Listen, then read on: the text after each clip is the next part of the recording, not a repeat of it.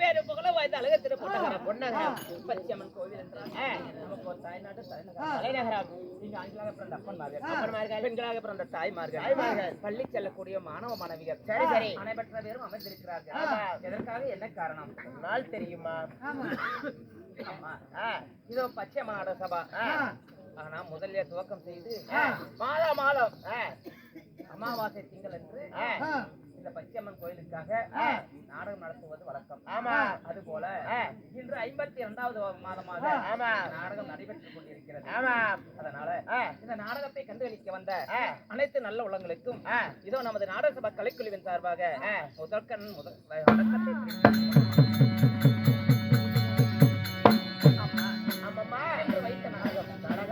தேவி புராணத்திலே ஒரு பாகமாக விளங்கக்கூடிய முகமாரி பிறப்பு, முகமாரியம்மன் பிறப்பு. ஆமா, இல்லையே பரசுராமன் சண்டை. பரசுராமன் சண்டை.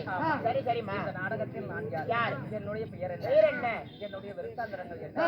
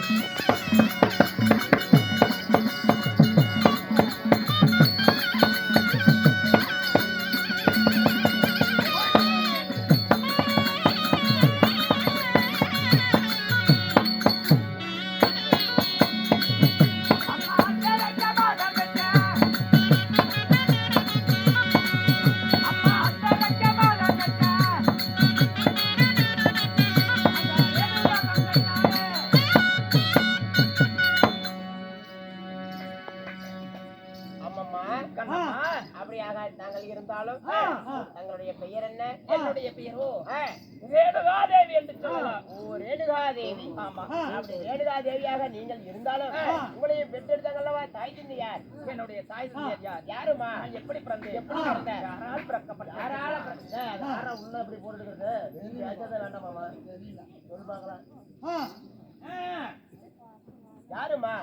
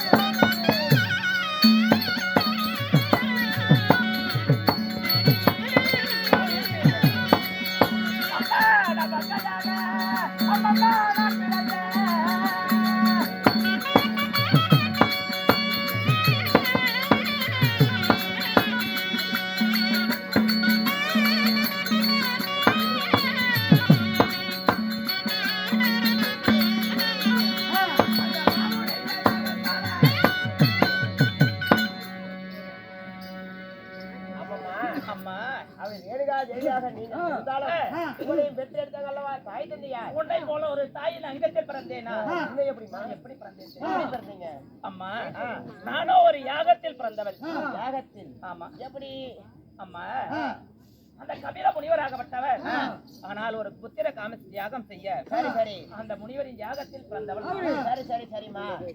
அப்படி இருந்தாலும் மாலையிட்ட மன்னவன் யாருமா? அப்படி கபில முனிவரின் யாகத்தில் நான் பிறந்திருந்தாலும் என்னையும் மாலையிட்டாரே என் புண்ணியர் யார்? புண்ணியர் யார்? என் கணவர் யார்? கணவர் யாருமா?